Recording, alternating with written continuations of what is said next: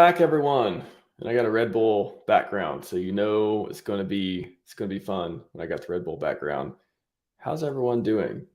Just pretend I didn't do a validator AMA for the last 45 minutes, which was pretty amazing actually. Dip Slayer has got his ducks in a row. He has probably got the best script out there by far.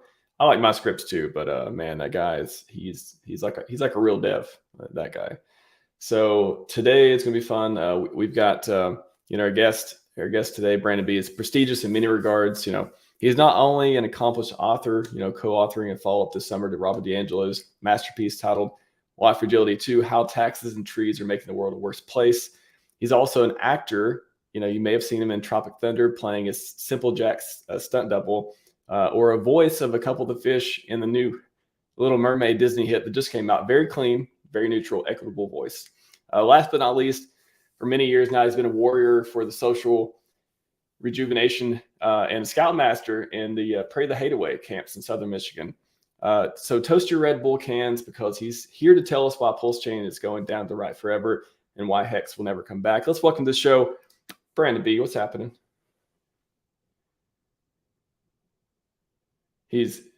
Silence. Hey, man, don't silence and violence me right now.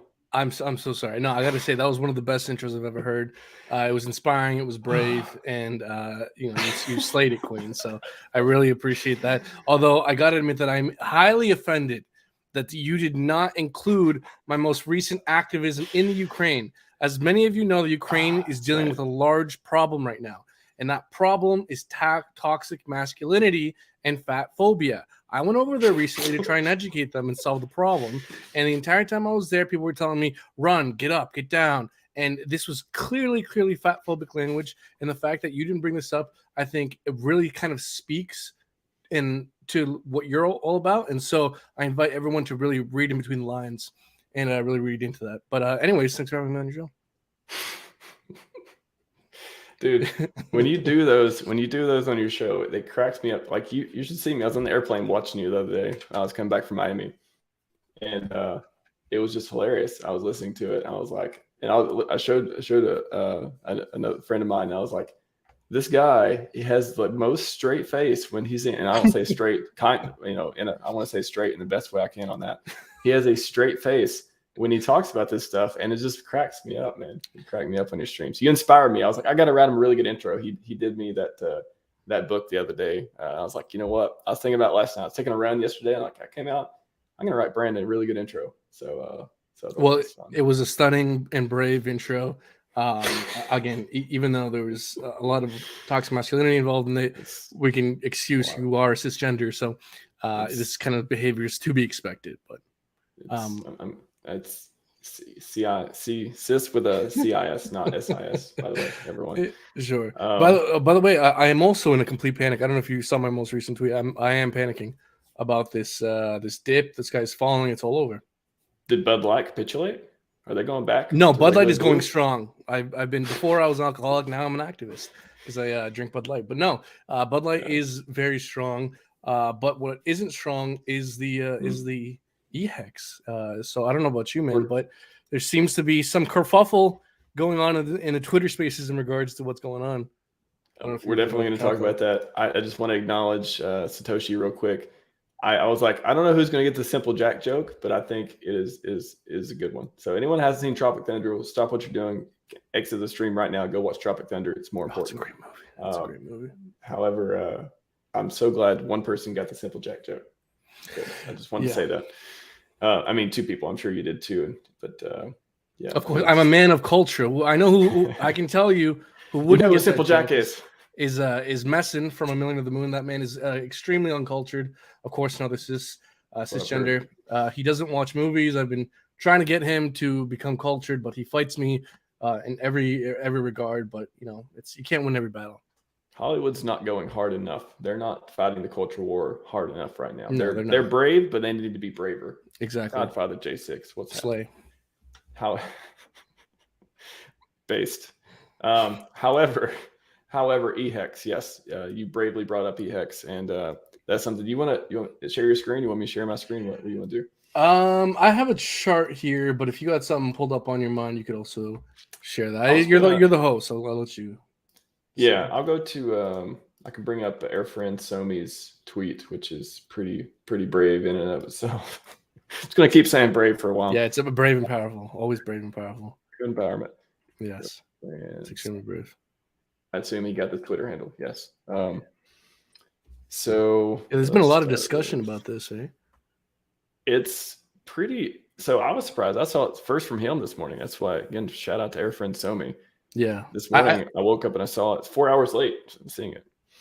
Oh no. I think I got kind of notified to all this with Messin. He was tweeting all this morning, really stressing out Funding Jim.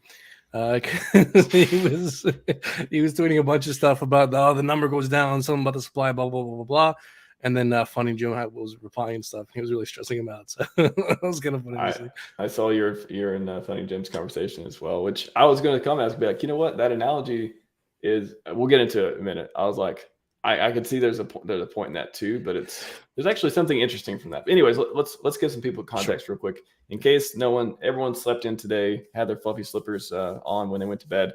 The PHEX and EHEX LP pools, which used to be, let's go to here and go to pool or farms, and then if you go to finished, it's not there. Well, it used to be there. If you go back and you unclick staked only. Got it. Yeah. Okay. That was okay. I don't remember doing that. Maybe if you're logged in, it automatically does it, or logged in as in wallet. Anyways, perhaps. If you go here, feel free to dox yourself. Feel free to click that button and send me some coupons. Yeah. Exactly. So the WBTC, Ethereum BTC. Okay, so that one was gone, and then the HEX, PulseChain HEX and Ethereum LP, which was terrific. APR, a lot of people participated. That was one of the ones I talked about the other day, and it's gone now. And it's interesting because so that's the thing about RH or the devs or whoever is has this type of governance with the system, being able to pick the farms, pick the pools, and incentivize people to do certain things, and then when they do it, understand that maybe we'll learn something from this. Like maybe if people start emergency instake and HEX, maybe that's not good for the EHEX side. Maybe that's not good for the ecosystem. So we need to dial it back. You really don't know until you try it, though. You don't know how many people are going to participate. So our friend Somi talks about here, yield farms suddenly ended. So that doesn't mean anyone lost money and none of that stuff. It just means the polls ended. So you go there, you can pull your LP out. You get your fees, you get your ink, all that stuff too. Again, because there was too many people emerging and staking their EHEX stakes. That's, I guess, the speculation around it. And I don't imagine RH wanted that to be the what people would do with the farms, but it's a free market. So it's funny to see what people do with that. What to do now? He says, I don't know, because EX is too cheap to rotate into PX. EX is too cheap to rotate into PLS. EX too cheap and weakened altogether to do anything now. What would I do? Add back the farms, give yield 25%. Yeah. He talked about this in the video. Pretty interesting video from our friend Somi as well. Your take on the whole situation and what you think about EHEX and all that stuff too.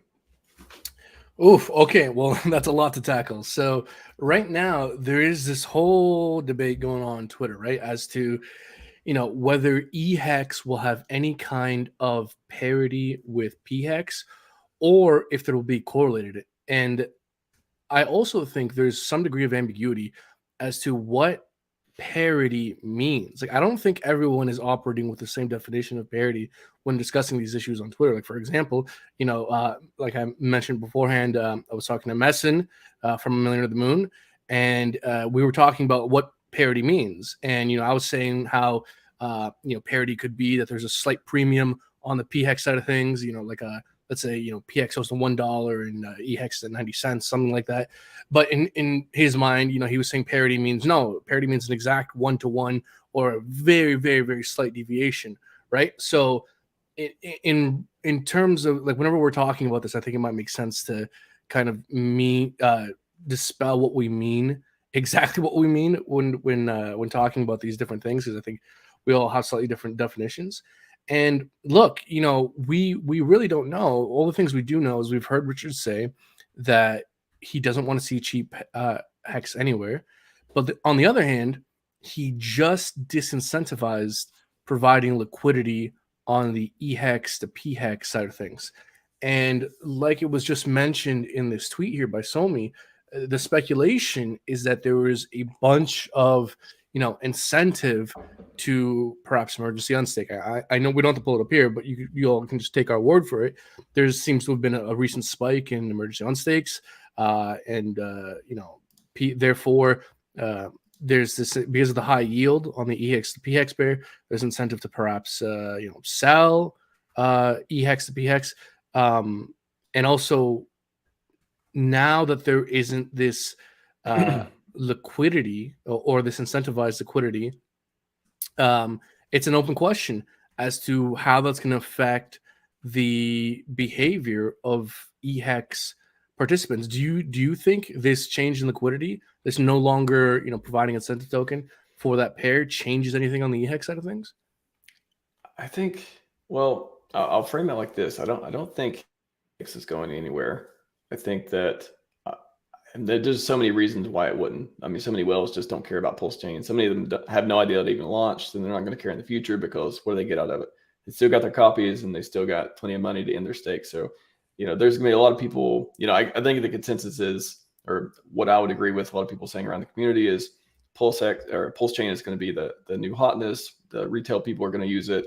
It's going to be like the not the legacy, but the foundation to make sure HEX is not gate kept, all that stuff. And then HEX is going to be like it's going to be around. It's people's best interest to make it worth money because, hey, they just got a stock split. So if another narrative is if it stays at half the entire time, then don't you want the other half to do really well until that decorrelates? So that portion of it, the whole pulling it from the pools, I think that was just, as I kind of alluded to when I was reading the Somi tweet, is it was something that was tried and they thought it was a good idea. And then they wanted to gauge and see what people would actually do. And I don't know why people would emergency instake. Even if you're getting a better deal, like short term, like I don't get why you would end this. Like I wouldn't end any of my stakes to put in LP pool. It just doesn't make sense to me. Even if you're getting a better deal short term, you're not collecting all the other fees. You're not collecting all the other stuff that's happening. You're losing your T shares, blah, blah, blah. But a lot of people did that. And yeah, go ahead. I was going to say it doesn't make any sense. Like the upside is extremely ambiguous. The risk is extreme. I mean, how many people are in a position to be able to emergency unstake and then profitably provide LP with all the impermanent loss? Extremely, extremely few people are able to profitably pull that off. Far fewer than are actually attempting to do it. And so this kind of speaks to the notion that people do not, in this market, make decisions based off what's in their best self-interest. And we exist in a market where it's largely narrative driven. It's largely emotionally driven because we exist in a market with crazy extremes. And crazy extremes is not a rational market. It's the exact opposite. And so you got to be extremely concerned about your own psychology, the pitfalls, and have things in place in order to mitigate, your inevitable emotional reactions. Because I don't know about you, man, but when I saw, this most recent dip, I was like, God damn it, this feels horrible. But one needs to train their mentality to the worse they feel. In fact, that's probably means that we're close to a bottom. Because I mean, I don't know about you. How did you feel? Last time HEX was at like 1.718 cents. I know you're kind of like what's up. But my point is, if you were to ask, a lot of onboards, a lot of retail, how they felt, they probably felt horrible, depressed. Oh, this is the end. Scan confirmed. But in fact, the worse you feel, the probably closer you are to a bottom. And I was, while I did kind of feel shitty that we are experiencing this correction, I also understand that personally for myself. I had some dry powder. I was able to buy the dip. So, I'm happy. But I also, did experience, I'm a human. I experienced the motion of being like, oh, this kind of sucks. And I know the worse I feel, the closer we are to the bottom. So I want to encourage essentially sadomasochism in this community, where the worse you feel, the better it is, because that's a can be considered a marker of us getting close to the bottom. Now, could we correct further? It's always possible, man. Bitcoin's showing some signs of weakness. I know there are some people within our quote unquote community that like to think that we're decorrelated. I'm one of these people that feel strongly that we are correlated to the rest of the market. A further Bitcoin dump only doesn't help, and that's possible. Bitcoin's putting in micro lower highs and lower lows. Possibility for further dumpage is completely possible. And given the current weakness we're experiencing, a greater increase in macro negative sentiment is likely to also impact the sentiment within our community negatively, because we have a lot of retail, we have a lot of people in this space that are not only just HEX people, and so the change in their sentiment matters greatly. And so something else to consider as well, and I'll begin wrapping up my point. If we consider how other competitors have behaved in the past, I was taking a look at things like Cardano, Polkadot, Kusama, Elrond, AVAX, a lot of these other Ethereum competitors. They all had a major correction within the first month, within the first quarter of them having launched, and that major correction was the not just a cycle all-time low, but the cycle all-time low. So there is a very decent chance that within the first month, within the first quarter, one of these major dips might end up being the goddamn all-time low, like not just a cycle all-time low, but the entirety all-time low. So I view these dips as opportunity. The shittier you feel, probably the better a buying opportunity it is. Yeah. And so, those are just some important things to keep in mind. Yeah, I mean, I generally try to have no or a very short and small emotional response every time I look at the price. I try not to look at the price very often. Just kind of, just want to get a pulse of things, how things are going. I don't look at the price to be like, oh, I should feel good today, or oh, I should feel bad today. I just look at it like, oh, okay, this is okay, interesting. That's where it is right now. And you kind of got to have some ability to just ignore these things. And again, why are you looking at the price anyways, unless you're wanting to sell? That's what always confuses me. All kinds of people are like, oh, the price up, down, all this stuff. And I'm just, to me, it's like, unless I'm looking to take profit somewhere, I don't care what the price is at any given moment. It's irrelevant to me on that.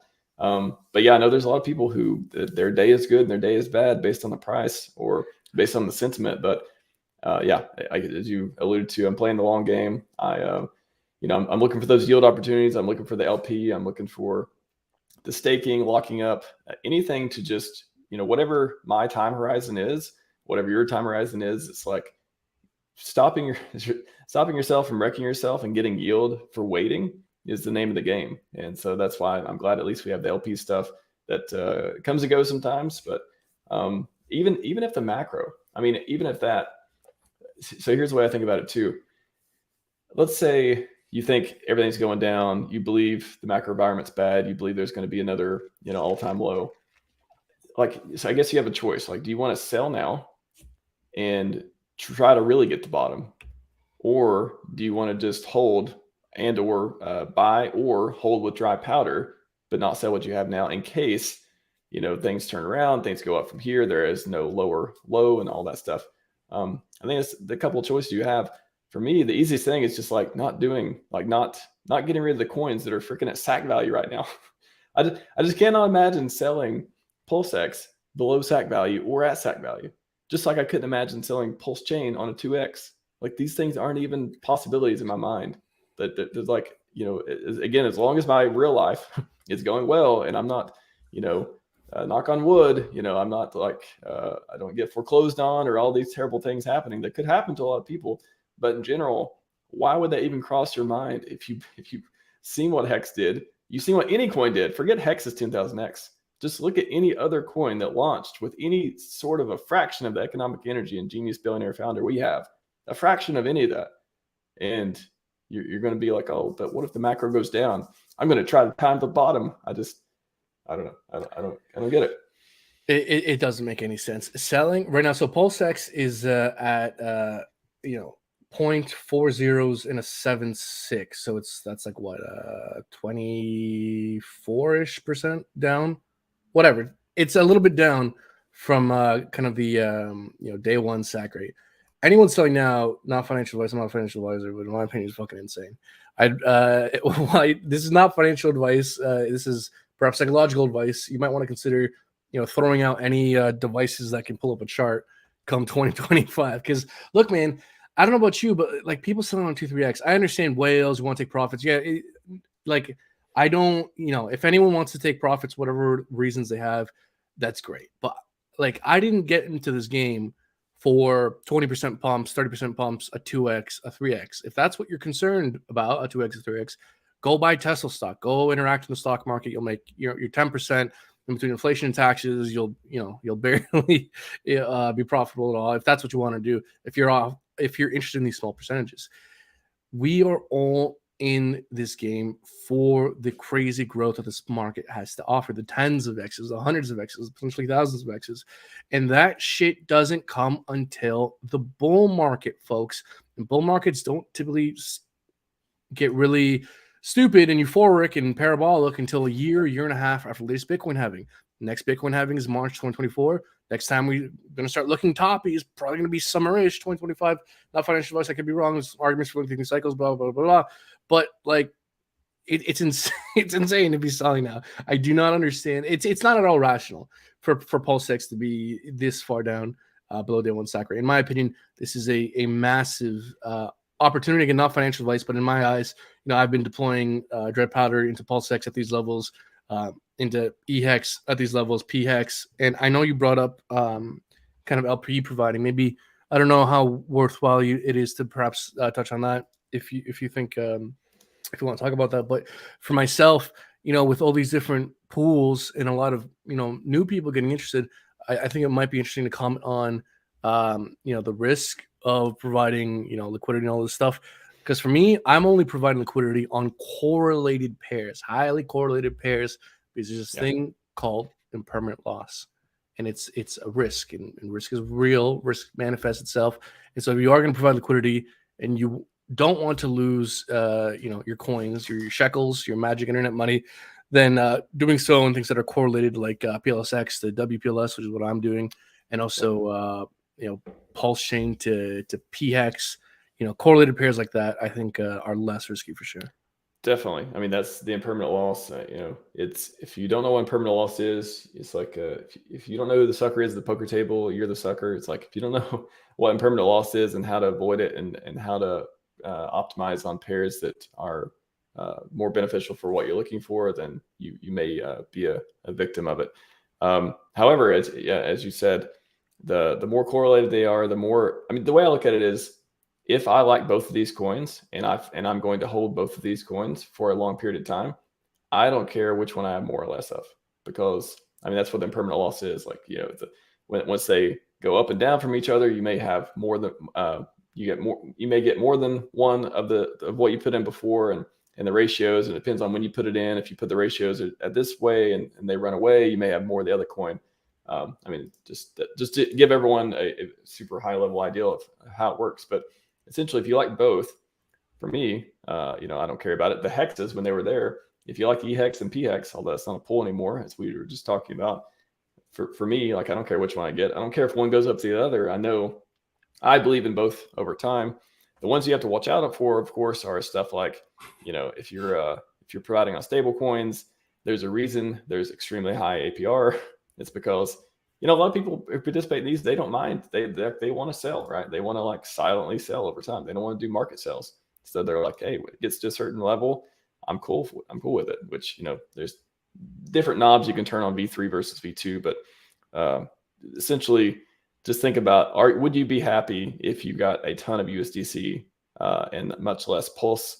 Apparently, lots of people are okay doing that. We got plenty of liquidity there, but that's something that I'm not personally interested in, at least right now.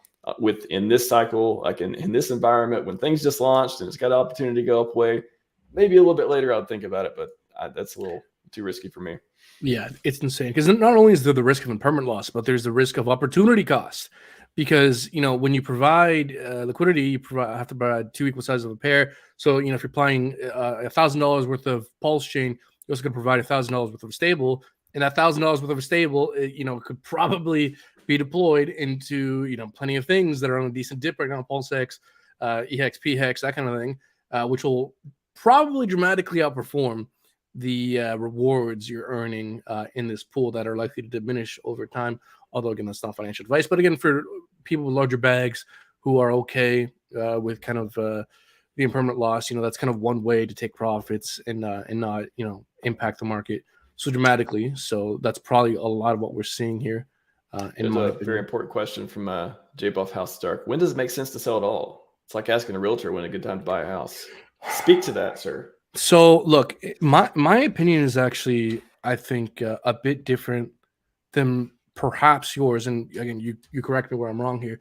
And I think is a bit different from perhaps a lot of people within our quote unquote community. A lot of people have this mentality of buy and hold forever and have a stake ladder, because it's so difficult to time the market. So many people are bad at it. And so that's actually an extremely useful way of going about things for the majority of people. But with that being said, for people who have the luxury of a bit more understanding, a bit more confidence, and a bit more time to apply and study these markets, I do think it does make sense to attempt to time things somewhat roughly, with the understanding that you're not going to time things perfectly. But if you can very extremely roughly accumulate cycle bottoms and take profits around cycle highs and understand the markers to look out for in order to understand what constitutes being roughly close to a cycle bottom and roughly potentially closer to a cycle high, then I think that's a far better way of realizing gains. Because, man, a lot of people, especially last cycle, had no notion as to what constituted the end of a bull market. A lot of people found themselves caught off guard. And so, look, if you're one of these people who understands the risk of, a potential bear market where you have to hold a 95% correction, a year and a half, if you're okay with that, and because you have a 5-year, 10-year outlook, and you understand that, great, good for you. But a lot of people enter this market, retail, a lot of new people enter this market not expecting to hold through, that 95 +% correction for, a bear market, a year and a half. And so that's why I do think it is valuable. It is useful to think about how to take profits. And, I've kind of been refining my approach in terms of how I talk about this. I don't know how if you want to delve into this, like I have some charts I could share, but basically, Yep. to kind of wrap up quickly, if not, we can delve into further to attempt to summarize briefly. If you look at the charts historically, around a year to a year and a half after latest Bitcoin halving, things start to look pretty toppy. And then if you simply accumulate a year after the latest Bitcoin all-time high, and you have about a year to judge whether when it was the previous cycle all-time high, that has typically been an extremely profitable way of participating in this market. And for me, man, like when I talk about taking profits, a lot of people think I'm saying just fuck off back to fiat forever. No, when I talk about taking profits, I talk about doing so in order to have a lot of dry powder to buy the bottom, come next cycle. So while I might be selling close to a top, and people don't like that, well, someone like me will also be coming in next cycle to help maintain a price floor. So there's a yin and a yang to all this, and I do think there are very specific markers you can look out for to not time things perfectly, but time things roughly, and that's good enough, and that's an effective thing to do, in my opinion. What do you think? And we'll get to charts here in a second, but what do you think about the rule of 10? I talked about this a little bit during the launch plan AMAs I was doing before launch. And basically it's something like, every 10x, you maybe sell 10%. It's like you can do like a 10-10-5. every 10x, sell 10% of your bag up to 50%, or yeah, I guess 10, 10, 50 in that way. And those kinds of like rules of thumb, just to keep yourself from selling too early, give yourself like some kind of like measuring stick of like where you are now, but also be able to take profits a bit at a time, but not get rid of your entire bag. What do you think of strategies like that? That's an extremely sensible strategy. Another way to perhaps think about it is to wait for a 10x and take out your initial investment. That way, you're only having to sell a tenth of your bag, and the rest is pretty much nothing but upside, no matter what happens. Another thing to do, specifically in our ecosystem, is with PulseX, you can wait until the single side staking pools are open, and simply use the staking rewards to forever extract value. You could wait, however many months it'll take for Rocket Pool fork to come with PulseChain, and stake your PulseChain and use whatever APY you get off that to forever extract value, right? So, and the great thing about HEX as well is especially now that things are cheaper on PulseChain, or even the Maximus DAO pools as well. Like if you're in base, there's ways to extract value with just the yield as well. So, yeah, things like that, taking out 10% every 10x, thinking about things that you can stake and you can earn a yield in, and extracting value through the yield you're providing. Like, for example, one pool that I'm providing liquidity in is the WPLS, the PulseX pair. They move extremely similarly. The risk of a permanent loss is far lesser than some other pools, and I don't have the risk of opportunity cost because I already have my capital deployed into things that are likely to do extremely well. So things like that, things where you can extract value through yield, makes a lot of sense. Again, taking on 10% every 10x makes a lot of sense. But the reason why I like to think about rough cycle tops and rough cycle bottoms is because the nature of these markets are not fundamentally ambiguous. They are historically have been fundamentally defined by extremes, macro swings, oscillations. And there's always signs, signals you could look out for, that while any one individual signal does not guarantee, you being at or close to a bottom, what they do give you is a sense of likelihoods and really markers, objective markers based on objective set of criteria as to at what point it makes less or more sense to deploy or extract capital. You can go about things in a more efficient, less arbitrary fashion, which is why I kind of prefer to think about the whole take profit thing in terms of these extremes. But it's frankly unnecessary. Like, if you don't want to put in that time, like you mentioned, this 10% every 10x also makes some sense as well. Like there's what's the saying? Different slices for different folks. Anyways, you get what I'm trying to say. Different strokes for different folks. There you go, that one. Yeah, yeah. Depending on whatever your risk tolerance is and the amount of time, and you have to look at these markets and the amount of confidence you have in your own understanding. That kind of determines, I think, how you should approach things. Not financial advice. Yes, we do not provide financial advice on this channel. Rathink says, "You guys sound so depressing." You guys sound so depressing. Go outside and drink the sky. Actually, it is pretty beautiful here.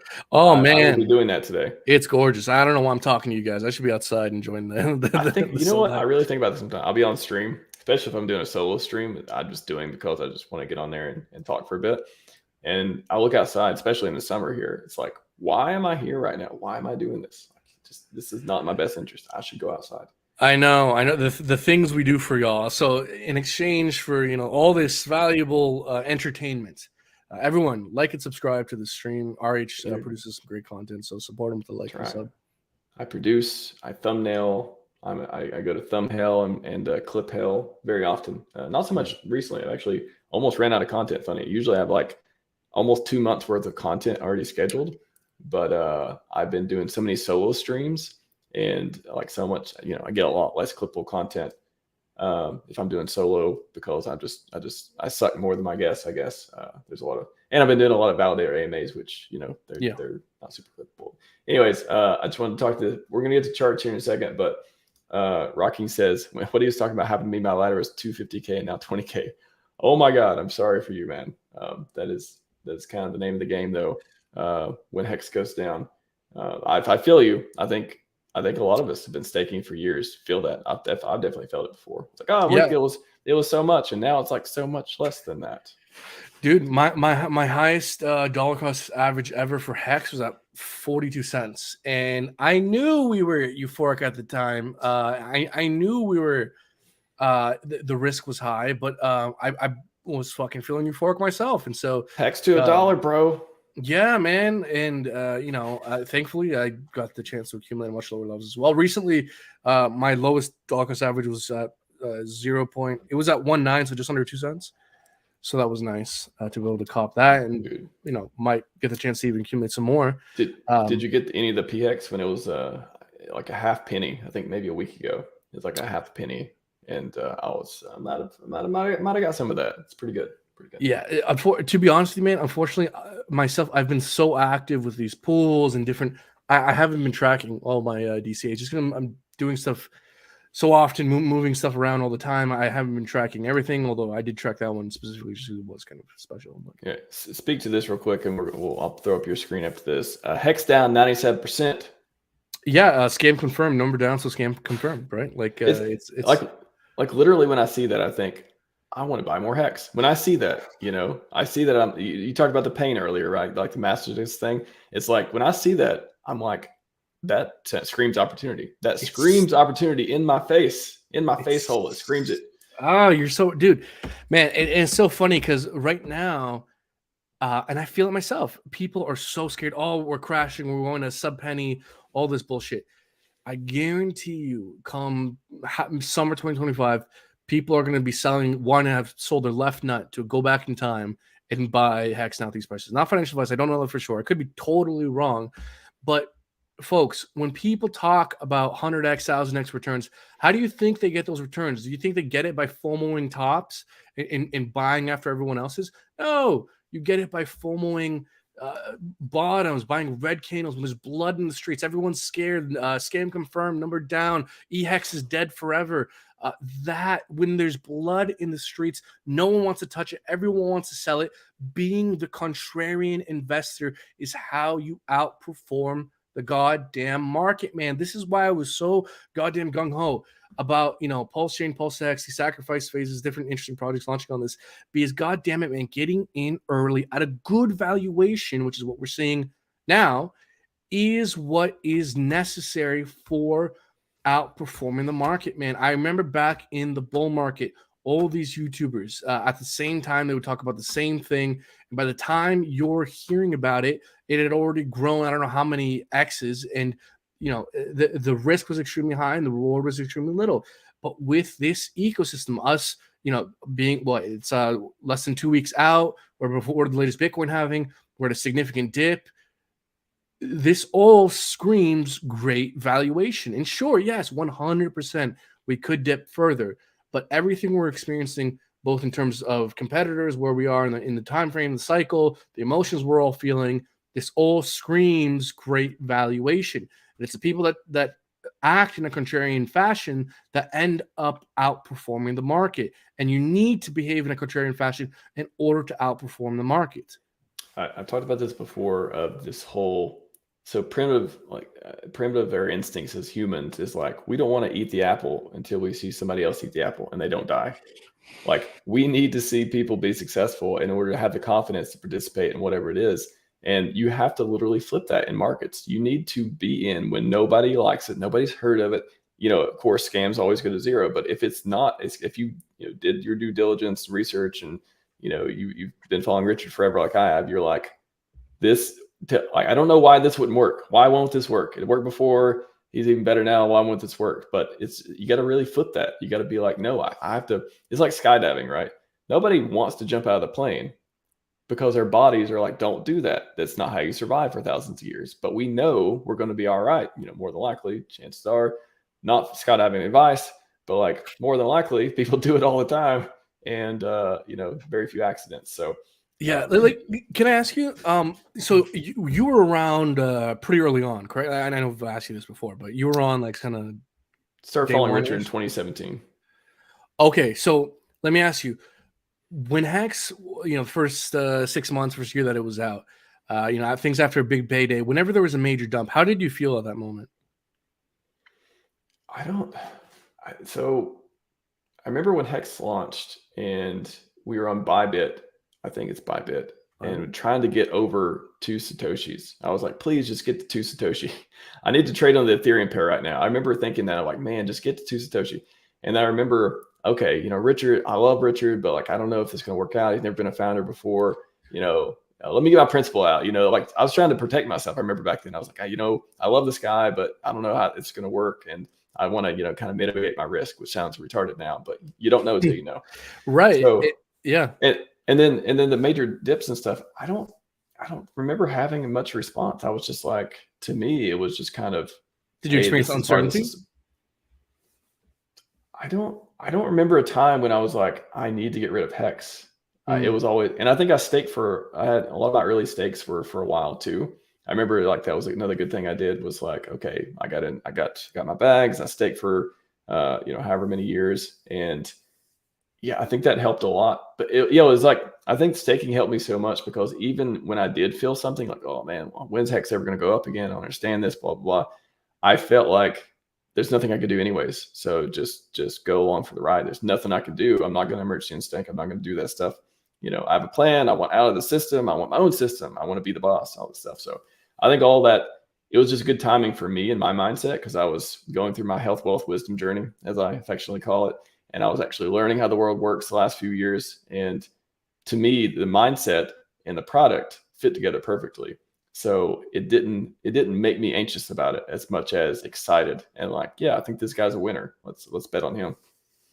That's interesting because what I was going to say is like essentially the worst you feel historically was probably goodbye. But what you mentioned, which I think is very interesting, which is for you, and again, remind me here exactly how you put it, but you said it wasn't even like an option to sell. And that's because you were staked, you had a confidence in what you're investing in. And it's funny because that's how I feel right now, where it's like the idea of even like it's not even an option. Like if you hear me sell, check me into an institution because I'm that's not me. And it kind of speaks to the fact that you need to develop an investment thesis in order to be successful in the space, man. Like I've brought this up before, and I want to bring this up more and more because I think it's extremely important. Where if you kind of try and look at the space and ask yourself what differentiates the amateurs from the professionals. I like to bring up people, who really, really know what they're, seem to have an extreme confidence in their understanding. I bring up people like Richard Hart, people like Michael Saylor, even people within our community, Funding Jim. When you hear these people speak, it's extremely clear that they have developed a investment thesis, a philosophy of deploying money. They've put in the time and effort to understand what they're invested in, understanding the fundamentals. And because they've put in that work, they are never, or, I can't speak for them, but we can see through the actions, how they're not swayed by the day-to-day movements of the market. And in a market where we fluctuate in such extremes, it is more essential than ever to develop this kind of internal fortitude through putting in the work of developing an investment thesis, a philosophy of investing, through understanding what you're invested in, understanding the market cycle.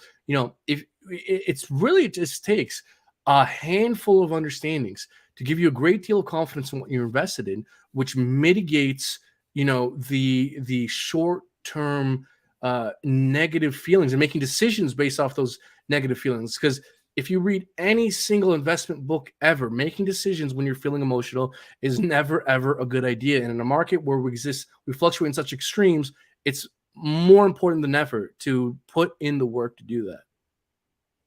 Dude, it's this is the community to do it. This is the one that's going to give you a fair shot. It's not going to guarantee winning, but like it gives you a fair shot at winning. That's the coolest thing about it. I mean, and PulseChain, all the gatekeeping. I saw CoinMarketCap freaking tweet about the listing PulseX on their DEX thing. They got 5.6 million people. They tweeted that to 5.6 million people. How are you going to gatekeep HEX when people are going to, I don't know if they're ever going to list, PulseChain pairs, but or in market cap format. I know they list a lot of the other LP stuff and things like that. But how are you going to gatekeep HEX when PulseChain is there right in your face, murdering all the numbers? It's pretty amazing. Man, if you look at the volume, well, we're number 2 or 3 in terms of volume. Yeah. It's week 2. Be so good you can't be ignored. Like that's like our calling sign. Be so good you can't be ignored. Oh my god, dude! And you know what, man? I think that's kind of what's so funny is 2 things. Number 1, I'm actually surprised at the lack of FUD we're receiving, and number 2, the quality of the FUD we have received, the little FUD I've seen out there, is so subpar. I'm so unimpressed by the critics of PulseChain. It's so funny. Like even Eric Wall, giant Richard Hart HEX critic, he's like, yeah, I could see you guys have a great community and you have your layer 1. It could probably do well. Like even the greatest critic, has to, give it up, and that there's a case. There is a case for growth here, and it's so funny how I see some of the current critics try so hard to come up with such terrible arguments to FUD PulseChain. Like I don't know what you mean, but I saw there's this recent video of guy saying why PulseChain sucks, and Why don't you talk about that too? Do you want to share something or just kind of bring up? Do you have some points? Because I really want to dig into like objectively like why they're wrong, for example. Yeah, so unfortunately, I don't have like a tweet or the channel or the video pulled up. I can try and find it, but I'm happy to just kind of comment on the idea while we try and find something to refer to. Because it's hard for me to search on here because I'm not logged in. Yeah, I can just pull up the one video I had in mind. We don't gotta play it if you don't want, but just so people know kind of what I'm referring to. These goddamn commercials. I gotta pay, man. I gotta pay for how are you not on YouTube Premium right now? Come on, dude. I have like 20 different channels that like YouTube channels, so like Cryptographics asked, how'd you get such a high social credit score? What'd you have to do? Oh, I'm so glad you asked. So recently, me and Lockheed Martin has partnered with the CIA in order to do TikTok dances with Charlie D'Amelio. Me and Charlie D'Amelio will be doing TikTok dances in order to kind of distract from casualty numbers in the upcoming war in the Pacific with Taiwan. And so that kind of really kind of put in a good word with me and the government. Really kind of increased my social credit score. But yeah, no, if you want to find me at the TheBrandonBShow, me and Charlie D'Amelio will be doing TikTok dances. Really don't think about the consequences of war, folks. And Lockheed Martin, bringing you freedom whether you like it or not. Anyways, it's less about helping old ladies across the street and more like always going the speed limit, that kind of thing. Yes, something like that. Okay, so I got my my thing pulled up here. Are you talking about Jerry Brandefield? Is it that's the guy? Yeah, right? This guy's like the most recent one. Okay, we don't do ad hominems on this show. However, we can objectively talk about his face though. His face and these words. It's just funny. We can objectively talk about the points though. How about that? And you know what? That's a good point, man. Because I saw this video and my takeaway was, look, man, I don't think this is like a bad human being. I'm sure he's like a fine person who, if saw him at the bar, you could have like a beer with him. I don't think he's like a bad human being. But I saw this and it's frankly hilarious how amazingly he's missing the point with PulseChain, because his whole thing was, hey man, this is just kind of like a slightly moderately better version of PulseChain. And we've seen how, other Ethereum forks kind of died off. But what he fails to realize, which is so obvious that it strains credulity and it calls into question whether he's even arguing in good faith due to how terrible an argument this is and how obvious the rebuttal to this is that the biggest distinguishing factor is the community. The tech does not matter if no one gives a shit. Like, there's objectively faster, cheaper chains out there. There's Solana, there's other ones, right? But they don't have a community. The great thing about this ecosystem, which sets it apart from everyone else and sets it up for success, is the fact that it has a community. In order to kind of, I think, frame this in a way that people outside our ecosystem might better understand. Because I remember, man, during the previous cycle, it was so narrative driven. It was DeFi summer, then it was NFTs, there was an AI hype wave, and then there was one or two. There was an Oracle kind of narrative for a little bit, and so often these projects, these tokens, need to rely on a narrative in order to do well, in order to pump. But even meme coins. But in another, if we kind of attempt to frame and understand what a narrative is in a different sense, essentially it's just a hype community who's really excited about it, right? That's essentially what creates a narrative, which is exactly what PulseChain has, except unlike a narrative that's fundamentally dies off over time, or has the potential to die off over time, a fervent community sticks around over the long term. There's a bunch of people here that are in this thing for at least the next 15, 12 years, right? That's what fundamentally sets us apart, which sets us up for success. There's so many other projects who spend millions, tens of millions of dollars trying to get a community and never get it. But we have it day one. We've had it for years. And it speaks, and we're seeing the results of that. There's a reason why PulseChain is number 2 in terms of volume. So I said a lot there, but let me know what you think about that, Rebuttal. Yeah, I mean, the community is number one for sure. You can have all the VC money in the world, you can fork all the chains, you can build all the best tech, and if nobody uses it, nobody's fervent, nobody's tweeting about it, nobody's making videos. We have the most streamers. We have the most streamers of any crypto. It has to be. There's like 50, 100, 150 streamers in the community about HEX and PulseChain over the last couple of years. It's insane. I mean, the ones that talk about it, they've done more than one video, at least. There's got to be those kind of numbers. Nobody else has stuff like that. Even the big boys, even Ethereum, even Bitcoin, everyone's focused on the tech. You can have the tech, you can have the price performance, and you can have the community. They're not mutually exclusive. And we got all three. So I'd be very interested. Yeah. Do you have any like highlights of like, because I haven't watched this video. So like, what is his actual point? Is it just like, it's another fork, there's no value there? Like what are his major points? His point is, I don't like our RH centralization, and it's a fork. Like those are his points. Number one, I don't like RH. Again, I don't have any particular like timestamps we could refer to, but I can attempt to speak to some of the things I heard from memory.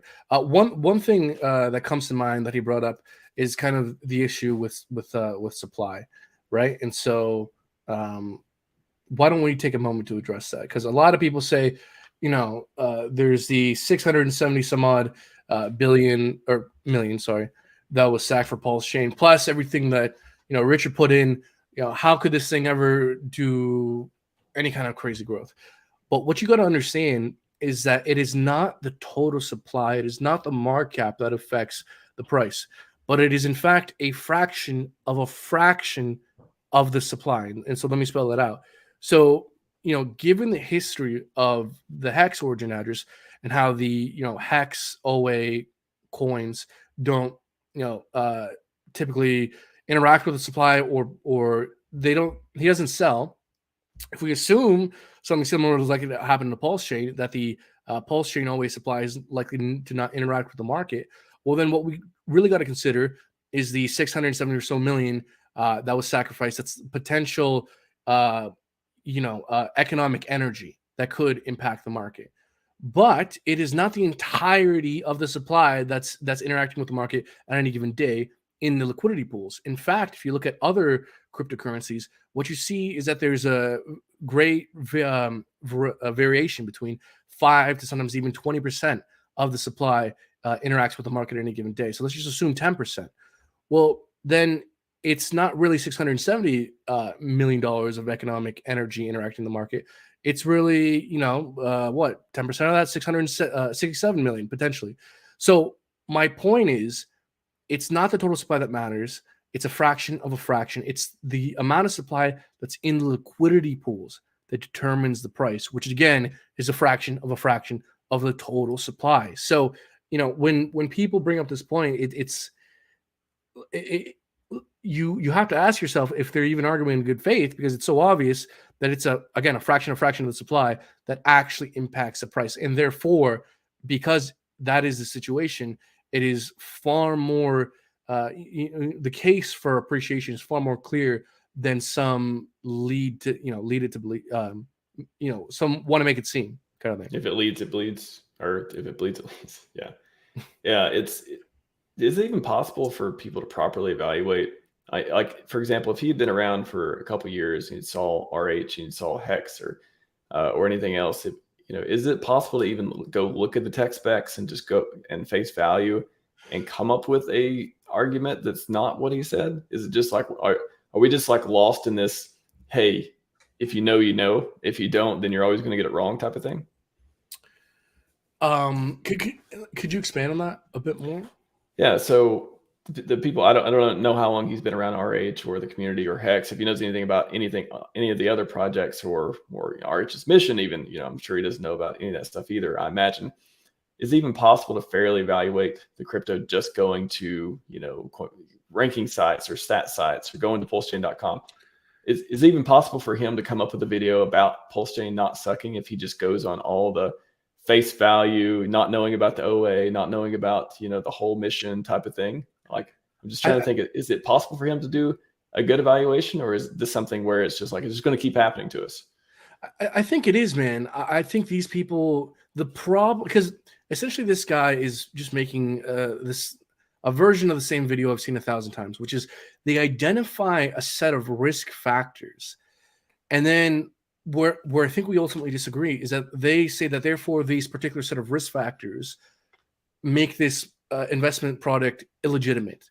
But what they fail to further clarify is that if you take a deep look into any cryptocurrency, Bitcoin, Ethereum, Cardano, anyone, you can come up with half a dozen set of significant risk factors. The job of an investor is to differentiate exactly what set of risk factors are tolerable and which ones aren't tolerable.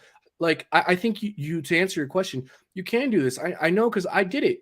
I remember first hearing about Richard Hart and HEX, and this is so embarrassing to mention, but it's truth, back when it first came out. And because at the time I wasn't confident in my own understanding of this market, I was essentially exporting my critical thinking capacity to who I thought were intelligent people in the space. But those people dismissed Richard Hart, and they did so for the reason I just mentioned, which was they essentially had a surface level understanding. They identified a set of risk factors, but what they failed to do is really accurately identify what risk factors are tolerable and which aren't. And so, because I'd listened to people like him with essentially a surface level understanding, I didn't look into HEX further. And it was only until HEX hit, I think it was around 8 cents, like around there, that I started looking again. And I was like, oh my God, HEX had done crazy. It had outperformed everything I was personally invested in. Like the best investment I ever made was Matic Polygon. I got 100x out of that thing. But HEX did even better. And so I was like, oh my God, why is this thing doing so well? I started looking into it.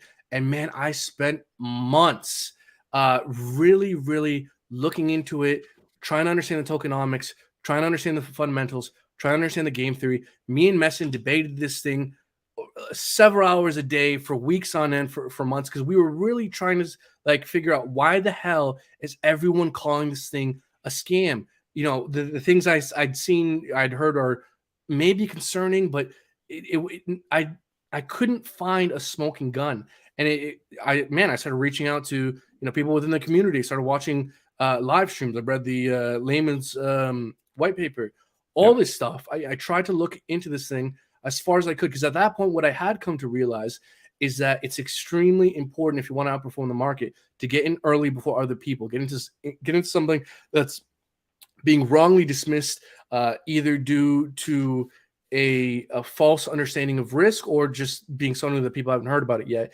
That's what you got to do to get into an investment product that outperforms the market.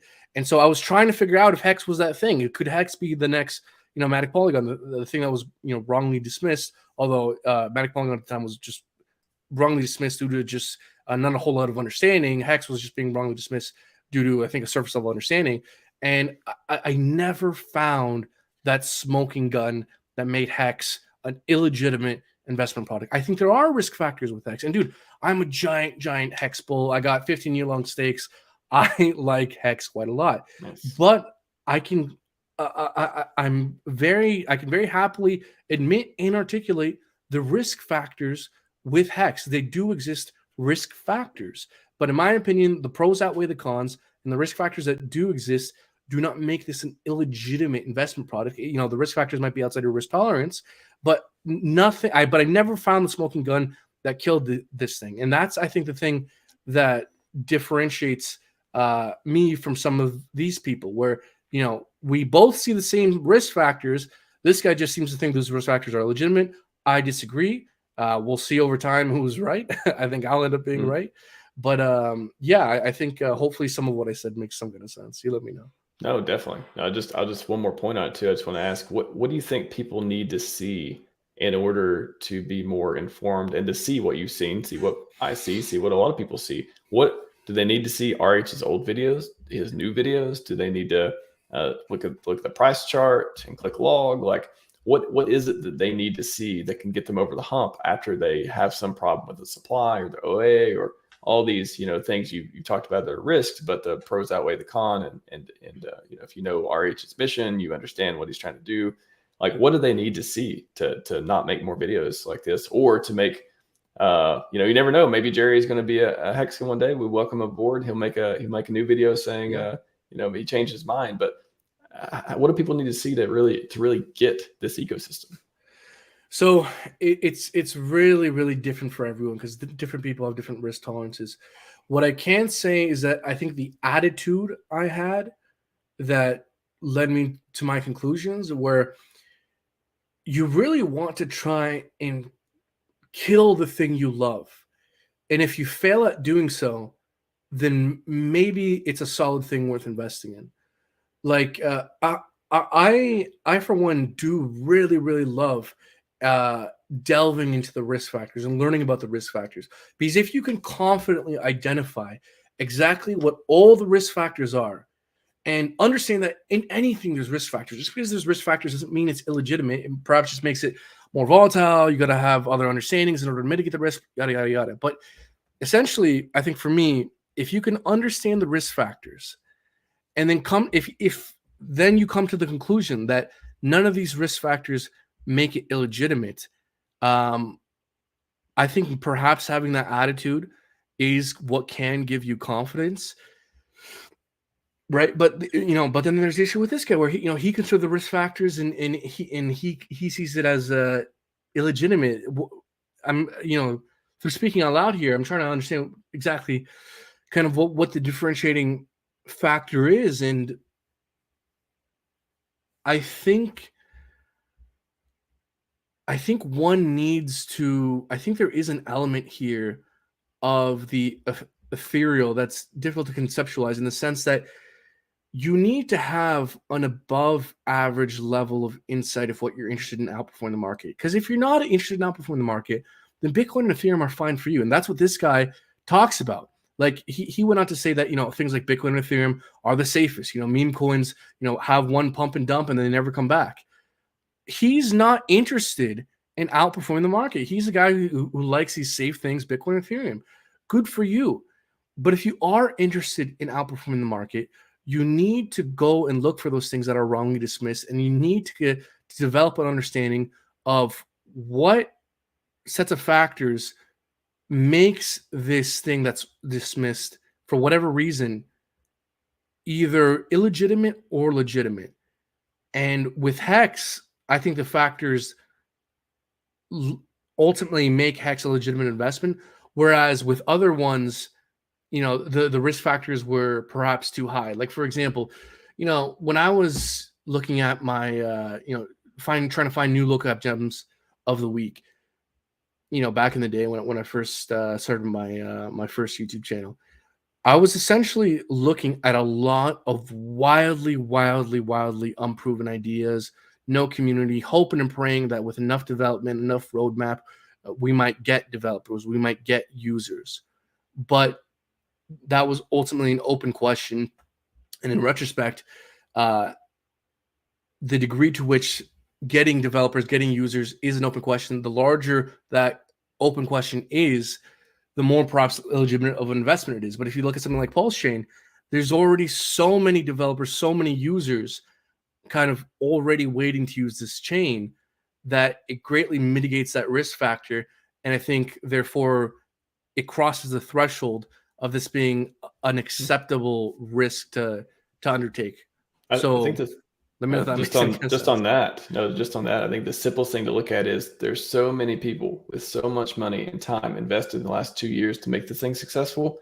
It will be willed successful in my mind. Like the will of the people will happen. There's too many people with too much money, too much projects. And, of course, again, if you don't know RH's mission, search my channel. I've talked about it a million times of glory and winning and what he wants to do in the world, longevity, all that stuff. Combine that, strong foundations, base, billionaire genius founder with community who is satisfied with nothing but winning. And to me, it's like, how can we lose? That's the way I look at it. Sure, because you have a confidence in your investment thesis, right? Exactly. Yeah. Not to mention that this guy has a paid group. I don't know why you would pay him to just buy Bitcoin and Ethereum. Anyway. Well, maybe he'll tell you which exchange is best to use it. You never know. It's probably some great advice. So you can't just find this alpha anywhere, bro. Sometimes you gotta pay for it. Okay. Use my Bybit link, right? You pay for what you get, right? You get what you pay for. Yeah. Use my Bybit link.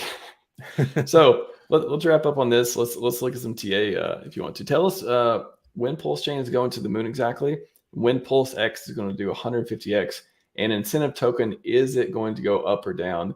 Your predictions exactly go. Okay, so number one, incentive token.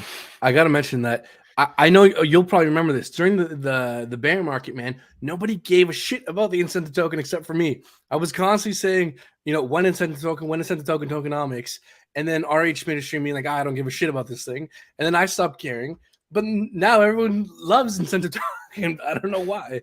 It's the forever dump coin. Like, guys, in my opinion, Brandon B was right. Yeah, I was right. Like, the only thing the incentive token has going for it is it being kind of related to the RH ecosystem and being kind of correlated in the LP pools. But aside from that, there's a strong case for a lot of sell side pressure and not a lot of buy pressure. It's kind of a similar, I don't want to say an exact, but it's a similar criticism to Zen, where there's a clear argument for a lot of sell pressure and not a lot of buy pressure. I mean, especially when you have better options such as PulseChain, PulseX, and HEX. I don't understand a rational reason why someone would click the buy button on incentive before PulseChain, PulseX, and HEX. Now, again, there are some reasons. People like playing whale games. People like to diversify. People like to be contrarian. So there are some reasons, but on the whole, it just does not make sense to me that there would be more buy pressure ever going towards, incentive rather than something like PulseChain. So for me, whenever I, am providing liquidity, I immediately sell my incentive every so often for something else I like. So that's just what I got to say with incentive. But I don't know why people are prioritizing it, but hey, I guess we need someone to hold up the price. So thank you for your sacrifice. I thought about it too, just as like, just it feels like one of those things that's a result of the LP pools being so successful. And I know right now they're kind of like, they're coming and going right now, but that much locking up, it's kind of like what I think CryptoSloth put it, when you buy incentive token, it's like you're buying risk. You're buying someone else's risk that they put in the pools and all that stuff too. But like that being to me, it's almost like an indicator of the health. I don't know if this will be going forward. I don't know if this is actually true, but I feel like there's a place for it to be the indicator of health in the PulseX ecosystem, at least of the pools.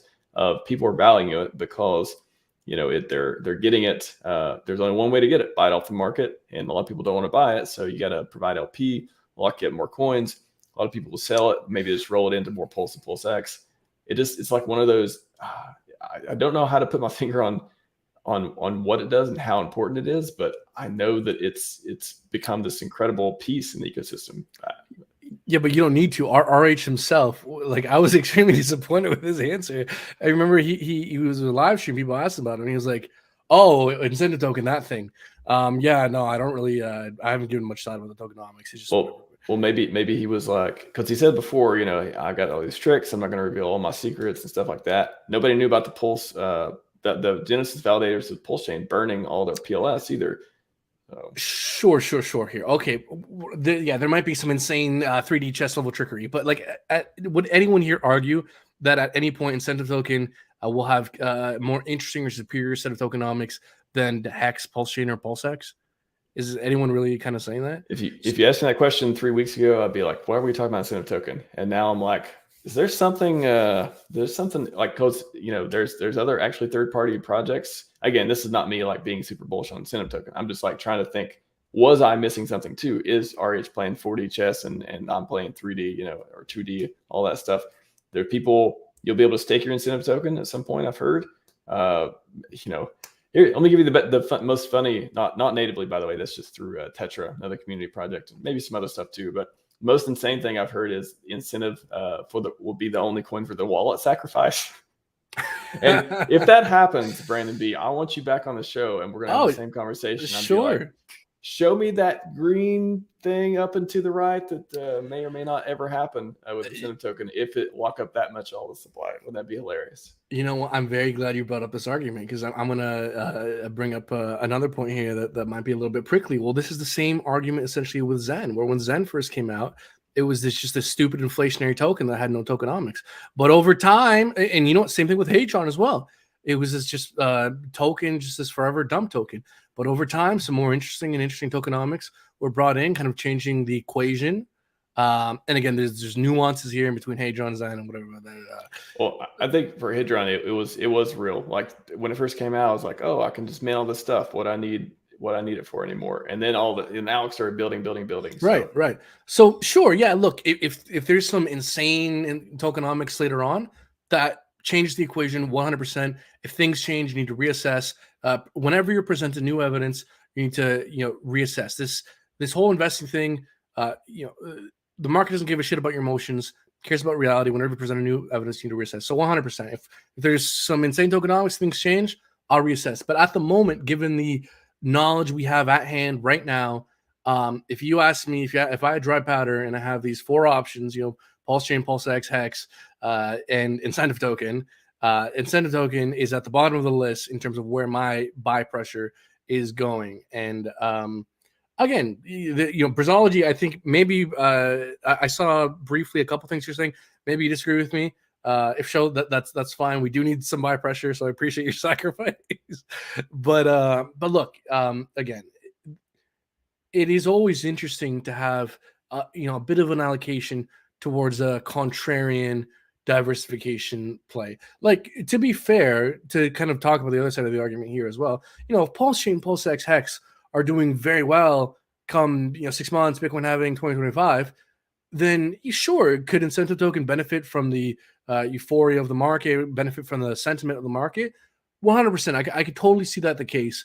My whole thing, my whole argument here is to simply preference incentive token in accumulating with your dry powder when you have the option of PulseChain, when you have the option of PulseX below day one sack rate, when you have a HEX, EHEX putting in a cycle low here.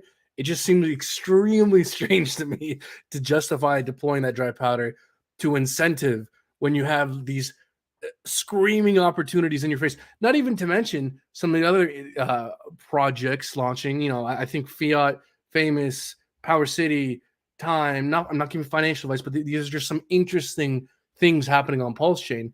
In fact, I would argue more interesting than incentive, given all this wide range of options. It does strike me as a bit funny to prefer accumulating incentive. But hey, could be wrong. Yeah, it's. I mean, I definitely prioritize the other coins more than incentive. It's just been one of those pleasant surprises of like, whoa, this is definitely this is not nothing. I don't think it'll be nothing going forward. But I agree. Yeah. What about PulseChain and PulseX? Like, again, when do we expect the 10,000x, sir? Like, people want to know when they need to put the reservation in for the Lambos, and what color and all the pretty stuff. Absolutely. So let's contact the magical ball here. We're gonna read the tea leaves. We're gonna look at the stars, and we're gonna give guaranteed price predictions here. So number one, I just gotta say that. Look, A downtrend is defined by lower highs and lower lows, and that's exactly what we're experiencing right now.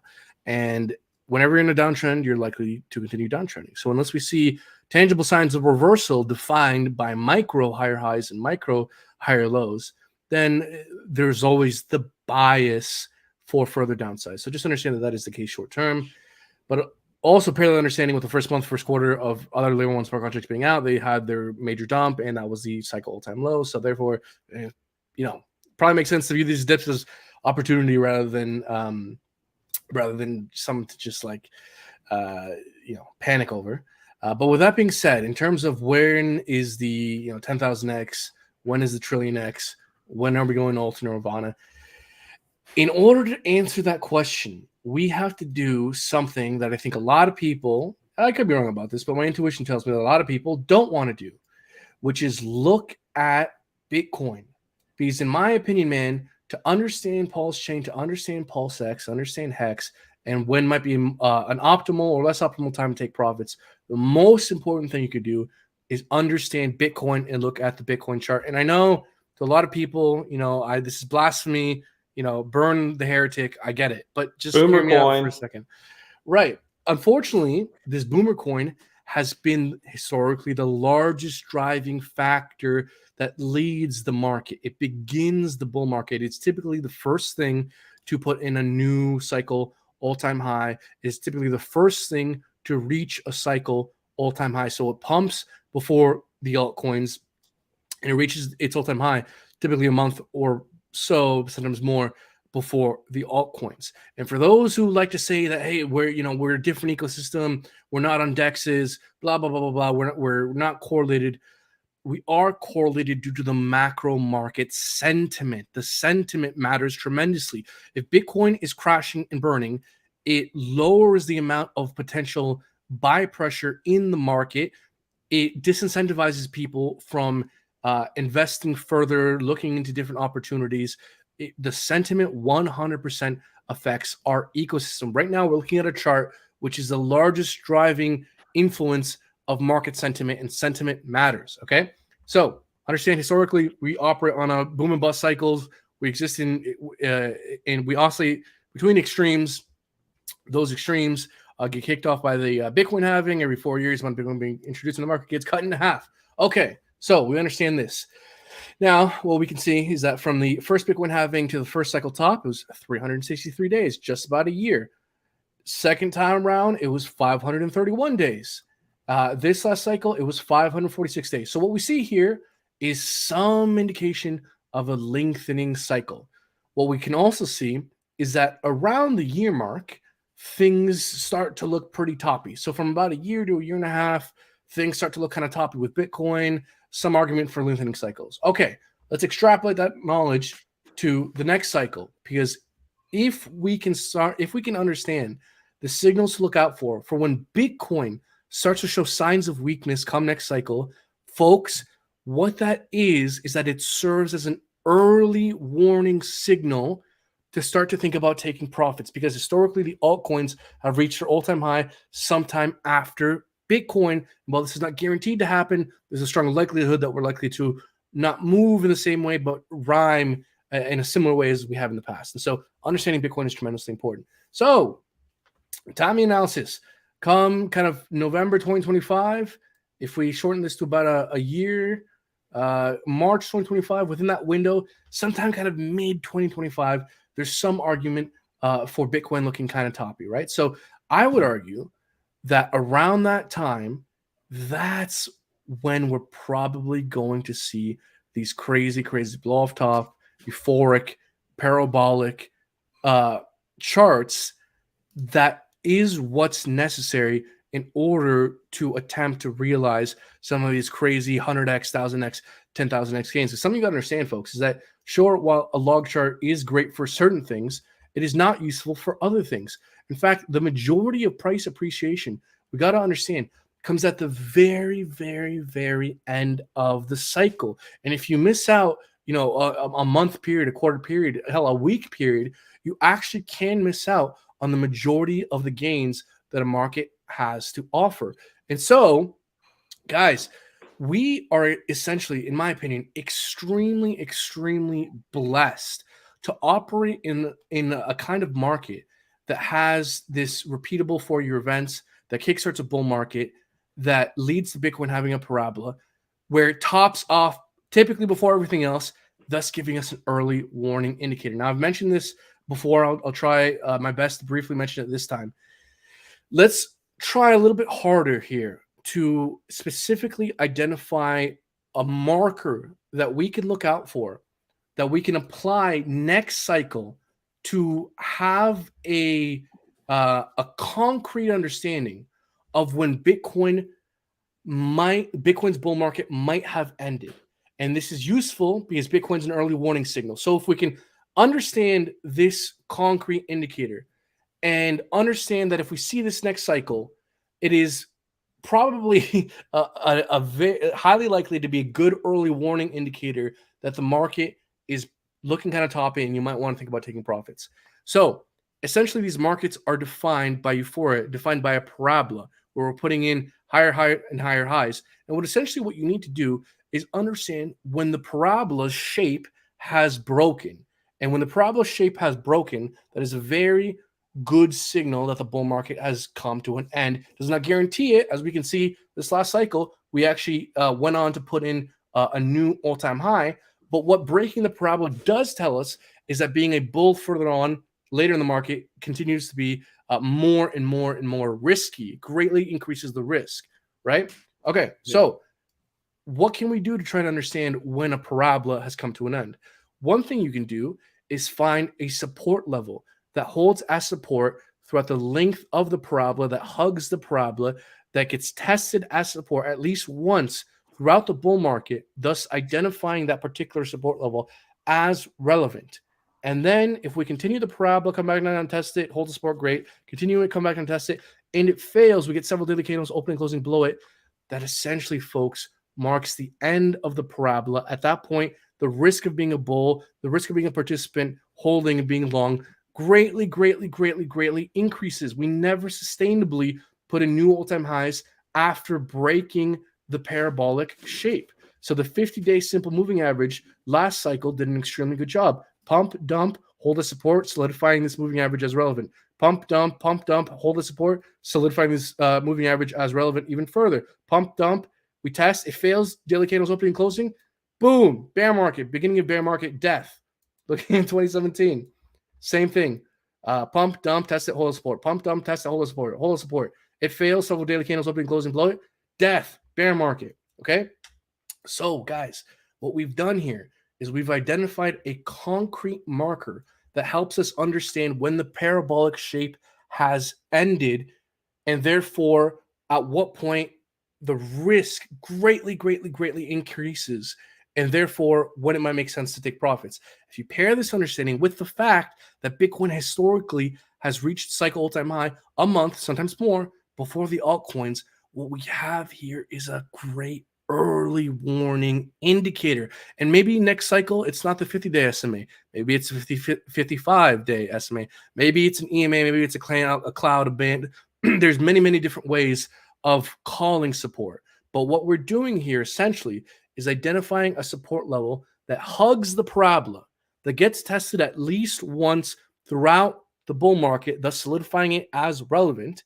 And then if we continue the parabola, we test it, and at one point it fails, that's your indicator, early warning signal. And plus, I'm going to do you guys even more of a solid here.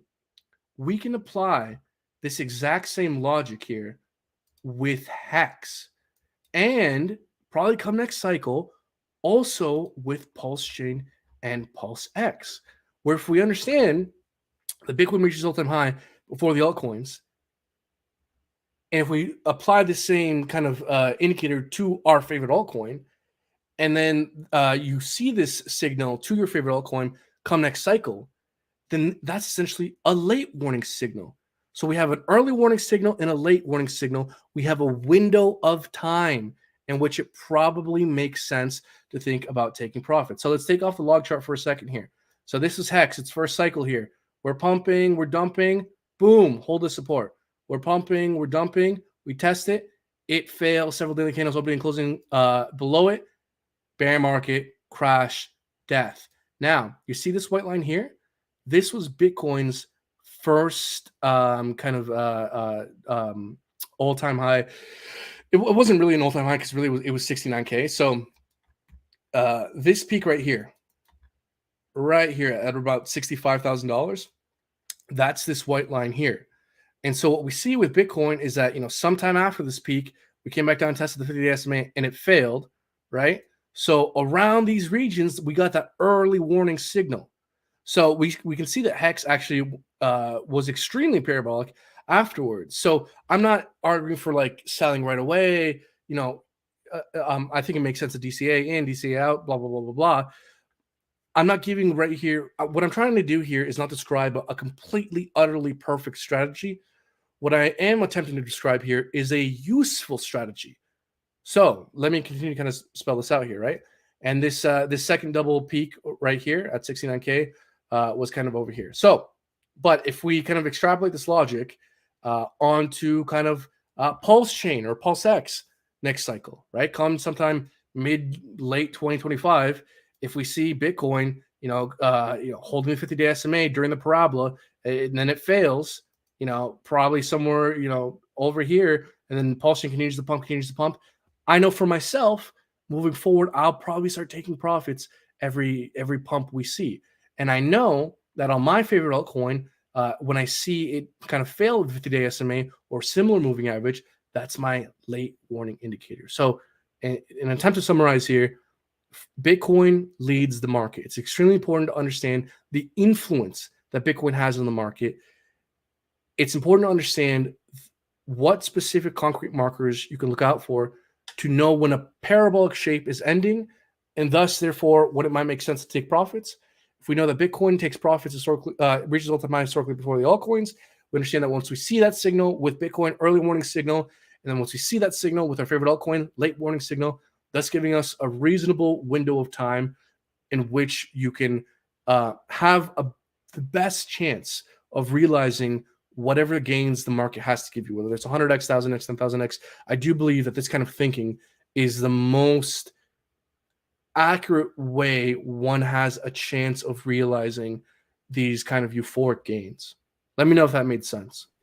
Yeah, I mean, and just a quick question before we wrap up here too is: have you seen any indicators one way or another for the current times? Are you still looking for something to flash and tell you that we're headed towards bull? Oh, in terms of bull, man, again, if we look at these markets, Bitcoin influences everything. And really, we just got to wait until the next Bitcoin halving. Like if we look at all the previous cycles, once the Bitcoin halving comes, that's where we start to see macro higher highs and higher lows. Because if we kind of take a moment here to take a look at the quote unquote bear markets and what constitutes a bear market. A bear market is ultimately defined by macro lower highs and lower lows. Like here, a lower high, lower lows, lower highs, lower lows, just everywhere we look. Before the Bitcoin halving is where we see those lower highs and lower lows. But what happens after the Bitcoin halving? Historically, we could see after each Bitcoin halving, it's just higher highs and higher lows.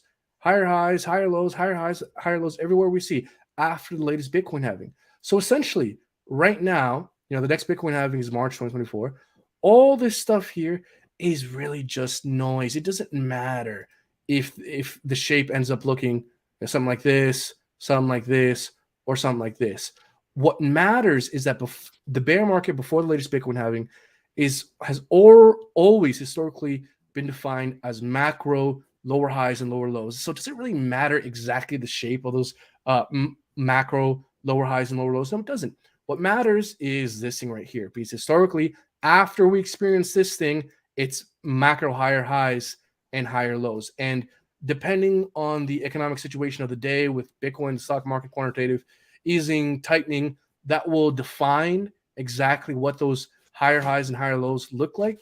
But ultimately, everything before the latest Bitcoin halving is just noise. It doesn't matter. Does it, like, if we get single side staking for PulseX, that's probably a bullish catalyst. Maybe our noise looks a little bit better, or maybe we don't get a lot of these improvements where we're looking forward to see, and maybe this noise looks a bit worse short term. But ultimately, this is all just noise. This entire period before the Bitcoin halving, I throw out the window. It doesn't even matter. It's not even relevant. It's only relevant for looking for good dollar cost averaging opportunities.